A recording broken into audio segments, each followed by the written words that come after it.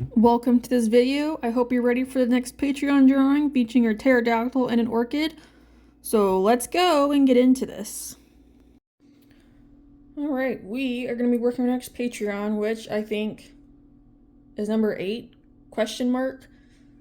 It'll say in the title whenever I get there. But today, we're going to be starting a pterodactyl, and he is going to be mixed with an orchid flower. So I was kind of just like sketching it out a few minutes ago, just like seeing the different types, because I know some of them are straight up and down. Then I saw a cool one where it was like off to the side.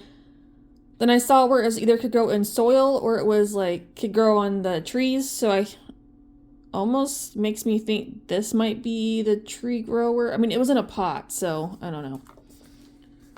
But that's just what that reminds me of. So obviously I could be wrong. I'm not an expert. I was literally just looking at pictures and a little bit on Google, and that's about it. So for our little pterodactyl, what do we want to do? So if it grows on trees, which, how do I want to do that? I mean, I guess I was like, I could say like our little pterodactyl could live in tree, but it might be actually kind of fun just to kind of have it decorating a tree. Let's see. I guess I could do some on the ground too. That would be fun, I think. Let's see. Maybe a little bit closer if I have room. So we'll see what I do with that, how much like area I can get. Now for pterodactyl himself. Oh, not unless I do like tops of trees, kind of just like showing right here. You know, just like a Jurassic Park experience with all the trees in the background and the... Oh, that'd be fun. Okay, let's do something like that. That would be kind of like almost like an oasis type of thing. That could be fun, but the pterodactyl, I don't know what I want him doing, because there's kind of like hanging out at the tree, which might be fun. Kind of like dropping spores or something of the orchids. There's a little flyby, which might be fun. I almost want to kind of do this just because it's a little bit different than him doing like a normal flapping situation, and actually just kind of have him doing something. So like he could be like coming to say hello to the orchids or something. I don't know. So that might be kind of interesting to do that. So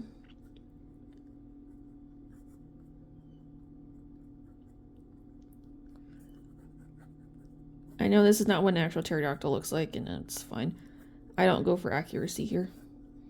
As long as you know what it is in the end, I don't really care. Okay, so we'll go with something like that. So probably like further along the back, the petals could be a lot more noticeable, like even up here maybe for the, I don't know what that term is called, but the back of the head where it sticks out, whatever this part is, that could be petals too. Would be fun. So then I could just have the body essentially petals. The wings, I almost want to leave the wings alone, but I mean, I guess we won't really see much of the back of the wings here. It'll just be the inside wings, which I feel like could stay left alone, because I know that orchids have like, they were saying like intricate designs, like stripes or spots. So I could put that design inside his wings. I think could work. So I think we'll go something like that. But for now, for the colors, I was looking at the colors. So I saw like several different, had a lot of options. So I just did like a random pick of colors I have. So we're going to do orange as the main color, pink, and then green. I thought this would be kind of an interesting color combination just because you don't see it a whole lot. Also, because like I do not like red and green together. I just don't. I know it's Christmas, but I don't like it. It's like too much. For me, I don't know. But now I can do the pink and green fine. Like that looks a little bit better. I think it's because the pink is a lot softer than the red. So for me, it just looks better. But green is my favorite color, so in case you couldn't tell by my laptop over here and my little stand, and if you saw the rest of my desk, you'd be like, oh, yep. So I think we're gonna do this for his colors. So I know that orchids are essentially one color though is gonna be the biggest problem, so I'm just gonna play around. But I think for the main body, I'm just gonna stick with the orange. I think would make sense and be easiest. And if we saw the back of the wings, they'd be orange too. And kind of like that. So for the pink, I'm wondering if I could and do like I might just do an ombre effect into here. So it'll be pink first. Because I do ombre effect on a lot of stuff. So even the inside belly could be pink. Because I always like to do that too, where a lot of animals, I tend to have the underbelly different color. And then the bigger petals could also be ombre. But then the smaller ones either need to be pink or green. I'm not going to do that to myself, where even the tiniest of petals have an ombre. I'm not doing that. That's too much. And then maybe a little bit of here. I don't want to do a whole bunch of green, just I know that plants are green. I did look at I did see the orchid. It was like a nice light green. So I was like, oh, that's pretty cool. I didn't know that they were green personally. I thought they were different. Like I've seen like white, pink, and purple, I think, in like real life, or like a fuchsia. So seeing that it was green was actually kind of interesting. So I think we'll go something like this, and then maybe even his little tail, and maybe the tip of the beak. I could do green as well. This always looks a lot better when I actually try. It's just because I'm sketching, so that's why it looks like bleh. Now, I think for the trees, I wonder if I might do a little bit different. I almost kind of want to do, I think purple trees would be kind of interesting. Just making the bark purple would be kind of cool. And then probably the mountain range back here. Now for the sky, I don't know yet. I almost want to do like another sunset thing though, but do I actually? I don't know yet. So obviously for this, let's see. I know that it had some leaves attached to this. But now for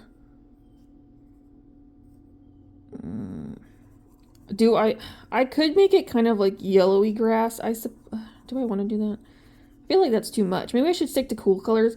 I could do cool colors for this one. I know I have the pink and the orange in there. But then the pink and orange will also be on these flowers kind of surrounding. So I almost want to do yellow, but like I don't want to do yellow because I feel like yellow is just going to be like way too much. So almost kind of like this. So then I could stick to doing blue, which might be interesting for the tops of the trees. I don't want to say like metallic, but it might be somewhat interesting, or just do like blue-green trees. I think might be kind of interesting. And obviously back here.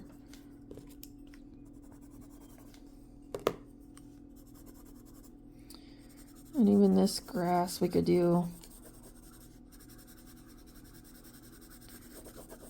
So something like that. Ooh, maybe I could do a pink sky. Maybe almost like it is somewhat. I don't know. I just don't want to do like a blue sky. That's the problem. I'm just trying to be a little bit special here. So that might be kind of interesting to do it that way. So just kind of give it like a sunset feel, maybe.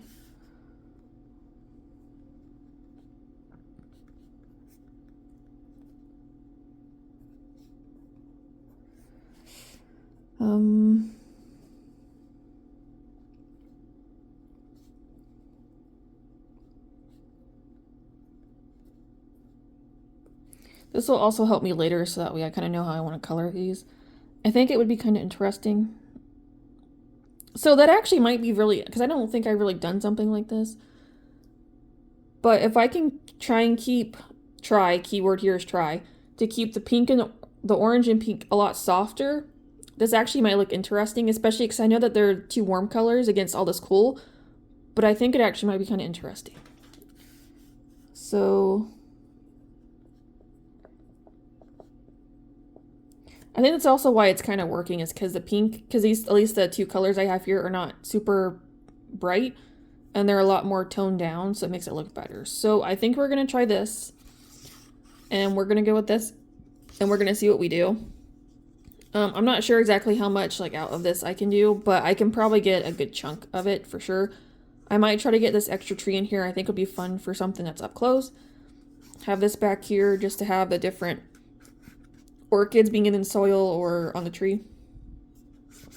And then we'll see how much background I actually get in here. I might not get a whole lot because I gotta actually put him in here. Then I just sketched him out. So we'll see. But stay tuned and we'll see what I come up with. The petal-winged pterodactyl, or the sky-bloom courier of the high thermals. Long before birds carried songs between valleys, the skies belonged to the petal wings. Layered membranes shimmer with translucent petals. When they bank in the air, color pours across them in waves, sunrise pinks, pollen golds, and twilight violets. They are living gardens of the sky. Petal wings are carriers of beginnings. Seeds cling to the velvet at their shoulders, pollen dust their long crests, and tiny spores sleep between their feathers. When they glide across mountains and oceans, entire forests are quietly rearranged beneath them. A place that knew only stone may wake one season later to find flowers growing in impossible cracks. Unlike ground guardians, petal wings are rarely still. They are curious, easily distracted by wind currents, fond of high places and long views. If a petal wing circles you, it means change is near. Not violent change, but arrival. Something new wants to land in your life. They build nests on cliff faces where drafts carry falling petals back upward, creating an endless bloom storm. Petal wings represent long-distant hope, unseen influence, gentle environmental change, migration seasons in life, and spreading beauty without staying. So we got some movers here. Our little petal-winged pterodactyls, which makes sense because pterodactyls like to fly and move around. You know, like they don't really like stay in place too long like birds. I feel like it'd be kind of fun to be a bird one time. Just kind of fly around and just do whatever. It's just, honestly, it's just like the flying part without having to be like on the jet and stuff. Like you literally can just take off and just go. You ain't gotta rely on anything else but yourself. It's just kind of like fascinating if you think about it. Now, I think it'll be in the title, but I think this is Patreon number 9. I believe, which is crazy to me that I've been doing this for nearly a year now. So I've almost come full circle. But that's just wild. But it's just turned out so much fun. Now, color-wise, you can start to see here. This is probably the most colorful one I've done, I guess you could say. Not, like, because I've got, like, a little bit of everything in here. Because there's green, there's blue, there's pink, a little bit of purple, there's orange. There's a whole bunch of different colors going on here. So it's almost, like, psychedelic in a way. So I'm like, it works and it doesn't. Because obviously the pterodactyl just stands out from the background entirely. Like over everything else. And then it's just really odd. He still turned out great though. Like overall in the end, I'm pretty happy with him. He was fun to do because I don't really draw pterodactyls all that much. But he actually turned out pretty well. But like trying to come up with like the orchid part, like that's hard because I have certain animals I'm drawing. I have an easier time doing than others because they already have stuff attached to them like their frills or their backings or something, or maybe it could just stuff like that. So it's easier to kind of manipulate them into looking like petals. But even then, like the petals, I kind of do my own version of petals. They don't really look like correct petals, but they're petals. So I kind of mess them around with my own style. So it's like I have to figure out like where can I put these petals in to kind of mix it up a little bit with the orchid situation. So I have my basis where it's like on the legs and the calves, if they have the arms, like on their forearms and the shoulders. I do tend to put the petals there. Along the back and the spine, which I think makes sense. And then like for the pterodactyl here, I did the entire crest pretty much as petals and all this stuff. So, and then the wings, well, I decided to put petals, like the tips of them on the wings just to kind of help with that. Like it's just essentially like a living petal dinosaur or something. Like even like I know pterodactyls, I don't know if it's considered fur feathers, like really tiny ones, but I decided to make that petal like as well. So it's almost kind of like the petals are growing because like they start out like green shoots and whatnot and they sprout into the different colors. So I figured having those green on there would kind of represent like sprouts starting. So like they'll eventually like, fall off and go to the ground and they'll plant themselves, like that kind of thing. I know they're not succulents, but this isn't real either. It's all fantasies, so just bear with me. That was kind of the idea though, but just to kind of keep up with the orchid feeling, because it's funny. I've never really like I looked up the actual colors for the orchids, but like seeing that there can be like orange and green ones, I thought was really weird to me. And I was like, okay, that's different. Because I've only ever seen, I think, like a purple and white. And maybe like with a touch of pink in there, and that's all I've ever seen. So the fact that there's like other orchid colors is interesting. So obviously I gotta have fun with it. But like you can see how the colors shaping together. That's why I'm like, it's almost psychedelic. It's really weird. I don't know if it's in a good or a bad way. Maybe in a good way because it's a lot more colorful than normal. But it also just like bad because it's like it's very like out there and just doesn't really make a whole lot of sense combined. So it's a hit and miss, I guess, but it's probably one of my more adventurous colors. Like colored ones, I'd have to say is what it is because I wouldn't normally do something like this crazy. But I'm also trying to make sure that the character does not blend in with the background also. So that's why there's like two literally opposite look and feeling pretty much because I'm trying to make sure that they're separate from one another. So it's kind of like a battle of the colors almost. And I'm also trying to like be adventurous too when I color certain things like this tree here with like the gray, pink, and the purple. It didn't really turn out the way I was wanting, but again, I was experimenting here. So it was just interesting to do. I was trying to make it like a purpley gray tree situation, but I think the pink is probably what threw it off, and I probably should have gone with a darker purple if I was going to do the pink like that. It probably would have worked out more. Still very interesting, so it's almost kind of got looking like a highlight situation going on, like some type of weird lighting. I don't know. But it's all right. And like my failed attempt with putting the flowers on the trees, because I saw some pictures where they actually grew on like around the tree trunks and stuff, which I thought was really cool. I attempted. It's okay. It's not the best. But again, some of the stuff is also me just trying new things out and just seeing what I can do. Like these colors, again, I normally would not do this. This was an adventure. But I think overall it probably worked out. I think the colors for the most part all come together in some way. It does help that I have certain colors in the pterodactyl and other places as well to kind of help balance it out some. Like I have the green in other areas, the orange with flowers. I have pink with the flowers and on the trees. So it kind of helps a little bit with balancing. Now there is blue, which the blue is really only in the background. But that's just the way that is. So it's like again, I don't know. It's so funny to me, but I'm just going with it, because why not? But overall, I would say he's a success. So I did kind of want to have him coming in for like a landing or takeoff, depending on how you want to look at it. Flying around. Like he's kind of done. I guess he's dropped his petals and the spores and such and is leaving now. If you want to do it that way. But I figured the sun was somewhat up to the left, I suppose, is where the sun was coming from. Now, later on, it's not coming from in front of him. It's more of somewhat behind. So you'll see here in a few minutes when I take it over to the digital side and finish it up with the extra shading I've started doing. But here's how he looks right now. So it's very interesting. This is now finishing it up, so you can kind of see here where I'm finishing up the line art with this as well, and then I'll get into the extra shading just to kind of help bring it together with the way I do the lighting, which I started doing this and I actually like it a lot better because I can like actually put in like more shading and like colors I wouldn't normally do because I didn't want to mess it up. This I can kind of play around with, and if I mess it up, I can erase it and start again. So I like doing it this way. But I will say, if you want to see more Patreon, I have a whole bunch of other companions that you can get a hold of depending on what tier you get, which is red and up. So red, green, and elemental.